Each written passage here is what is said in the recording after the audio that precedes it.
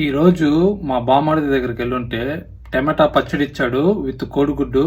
ఈ టమాటా పచ్చడి ఉడకపెట్టిన కోడిగుడ్ల కాంబినేషన్ ఎంతమందికి ఇష్టమో కామెంట్ చేయండి. నాకైతే చాలా ఇష్టము. మా ఇంట్లో గోంగూర పచ్చడి కానీ లేదా పుదీనా పచ్చడి కానీ ఏదన్నా చేసినప్పుడు నేను అవి తినను, నాకు ఇష్టం ఉండదు. నా భార్యకి ప్రత్యేకంగా చేపించుకుంటాను టమాటా పచ్చడి విత్ కోడిగుడ్లు. నా భార్యగా నా టమాటా పచ్చడి చేసిందంటే అసలు ఊహించుకుంటేనే నోట్లో నీళ్లు గారిపోతున్నాయి. చాలా బాగా చేస్తుంది.